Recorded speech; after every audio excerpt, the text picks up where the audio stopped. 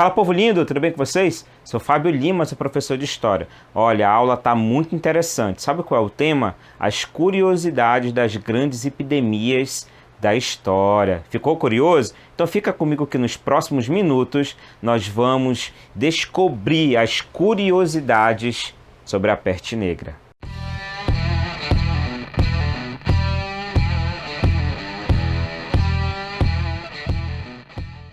Olha, a primeira curiosidade que eu quero trabalhar com vocês está relacionada ao nome peste negra. Você sabia que nem sempre os historiadores consideraram chamá-la de peste negra? Existiam três formas de conhecer essa enfermidade. Primeiro, e a mais conhecida, era a grande mortandade, também eles conheciam como grande praga, eles também conheciam como peste, grande peste. Então essas eram as três formas mais conhecidas. Recapitulando, grande mortandade, grande peste e grande praga. A segunda curiosidade está relacionada aos cronistas dinamarqueses, porque no ano de 1347 eles vão cunhar o termo preto para simbolizar o tamanho avassalador dessa doença. Então, o preto não significa necessariamente uma cor dentro desse contexto.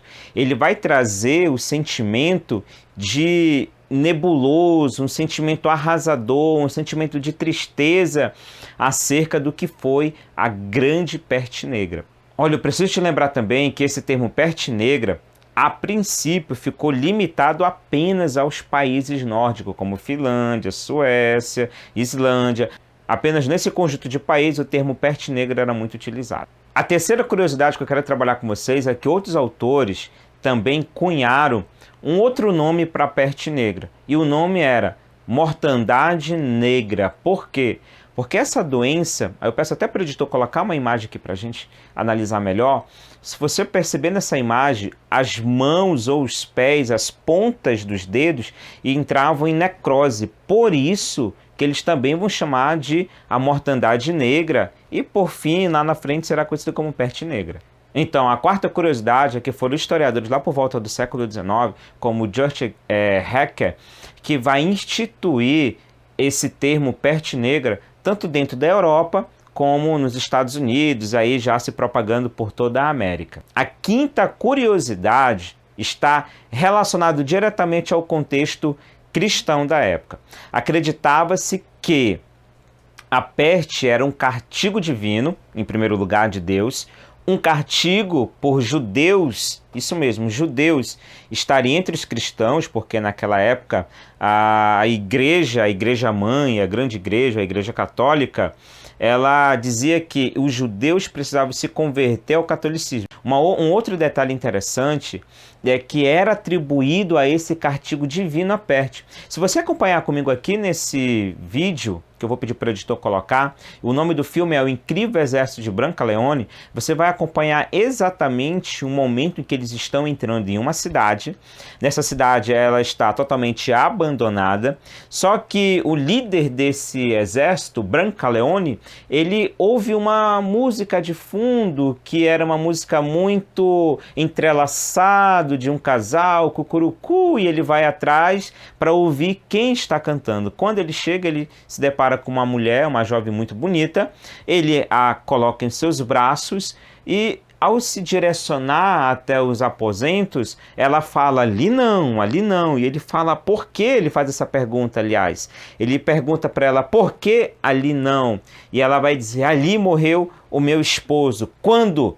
Ontem. E do quê? Da terrível peste que assolou a todos nós. Imediatamente, Brancaleone deixa a mulher cair dos seus braços no chão e ele sai correndo daquela cidade, gritando para seus companheiros que aquela cidade foi tomada pela grande peste. Então a população tinha um certo medo que, quando ela ouvia de longe que a peste estava se aproximando e algum feudo, alguma pequena cidade próxima da deles, eles abandonavam e saíam correndo. Também dentro desse contexto, o filme O Incrível Exército de Brancaleone, ele vai mostrar também uma caminhada de um padre que está conduzindo as pessoas até a Terra Santa, até Jerusalém, porque ele acreditava que, ao chegar em Jerusalém, eles poderiam ser purificados dos seus pecados. Então, esse castigo divino nada mais é do que uma punição de Deus pelo pecado daquele povo. Você sabia disso? Que além de todas essas outras curiosidades que nós trabalhamos, também existiu a curiosidade, sobretudo religiosa. Vamos continuar para a próxima curiosidade?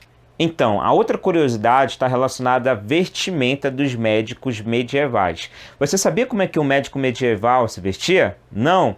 Eu vou te falar agora. Olha, no dia de hoje nós também temos uma indumentária que tanto os médicos como os enfermeiros estão usando para se aproximar das pessoas contaminadas. Naquela época também, lá no período da Idade Média, os médicos tinham uma indumentária apropriada para se aproximar.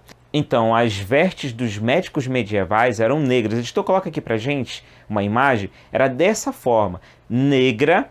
Eles também cobriam o rosto com uma máscara que imitava o rosto de uma ave, com o bico bem pontudo, porque nesse bico eles colocavam especiarias. Hoje, o que as pessoas estão utilizando? Máscara. Naquela época não se tinha esse know-how, esse conhecimento de máscara, e eles utilizavam então especiarias para não serem contaminados pelo ar. Ainda dentro da quinta curiosidade, vamos analisar, editor, coloca aqui para mim, por favor, o quadro chamado O Triunfo da Morte, de Peter Bruegel, ou O Velho, como é mais conhecido. Olha como é que ele pinta, olha os detalhes, olha as imagens, olha as pessoas amontoadas umas sobre as outras. Então foi dessa forma que ele retratou a grande peste negra que estava ocorrendo na Europa. A outra curiosidade que eu quero trabalhar com vocês é quais medidas de proteção que esses homens medievais adotaram?